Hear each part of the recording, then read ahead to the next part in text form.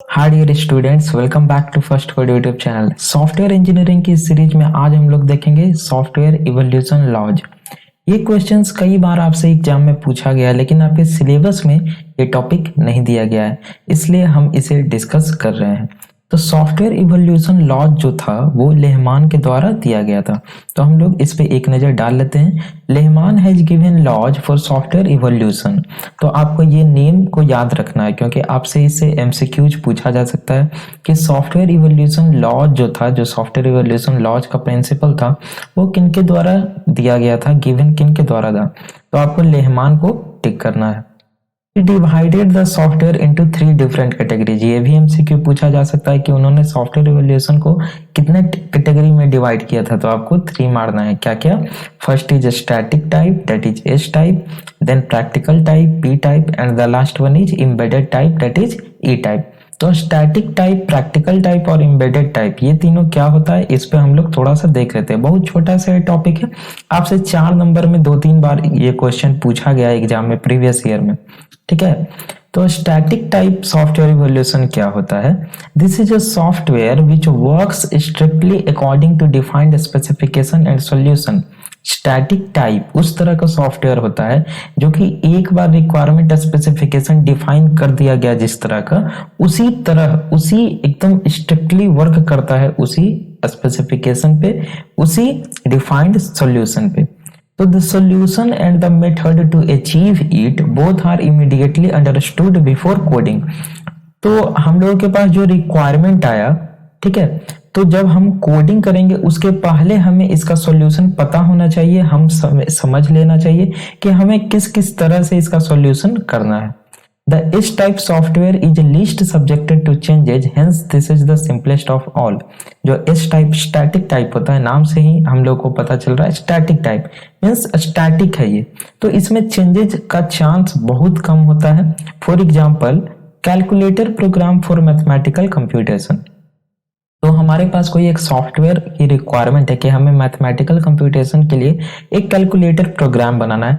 तो हमें पहले से उसका रिक्वायरमेंट भी पता है, हमें पहले से उसका सॉल्यूशन भी पता है। कोडिंग के जस्ट पहले, कोडिंग जो फेज है उसके पहले हमें ये सारा चीज पता है कि अच्छा ठीक है, हमें मैथमेटिकल कैलकुलेशन के लिए बनाना है, तो उसमें ये रिक्वायरमेंट है, हमें डिवीजन करना होगा, मॉड्यूलो करना होगा, सब्ट्रैक्शन करना होगा, इस तरह का। मीन्स उसमें ऐसा बहुत कम चांस होता है कि हमें बाद में कुछ चेंजेस करना पड़े। तो ये हुआ आपका static type software.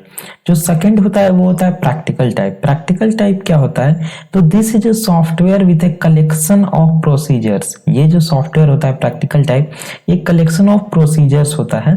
This is defined by what procedures can do. In this software, the specification can be described, but the solution is not obviously instant।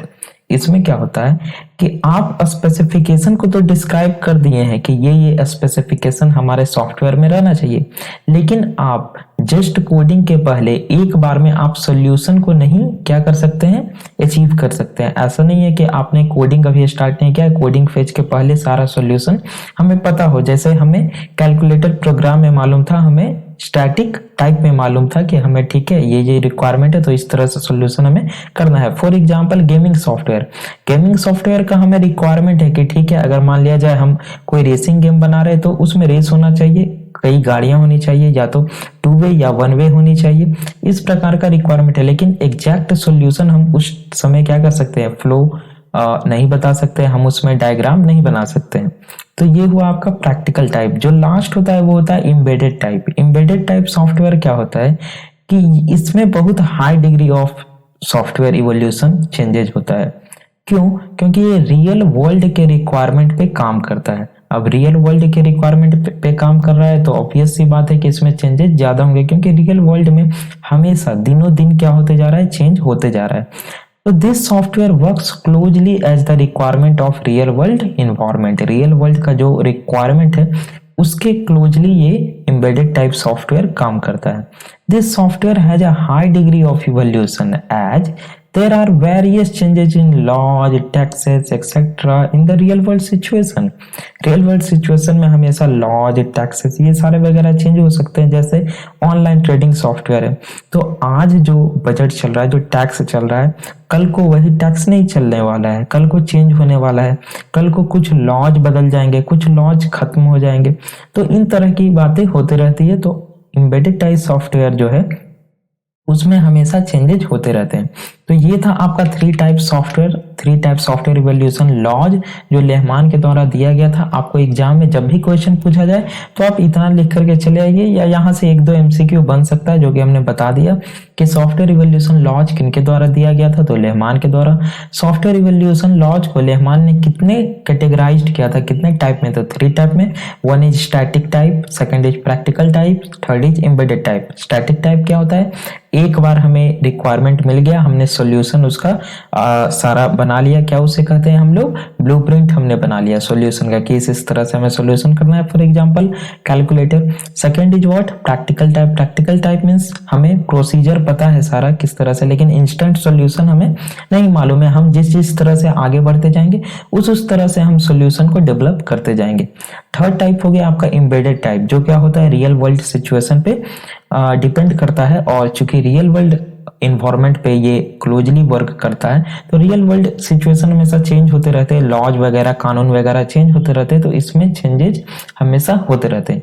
तो ये था आपका लेहमान के द्वारा दिया गया three types of software. I hope आपको lecture पसंद आया हो, तो वीडियो को प्लीज लाइक कर दीजिए और इसे अपने फ्रेंड सर्कल में शेयर कीजिए।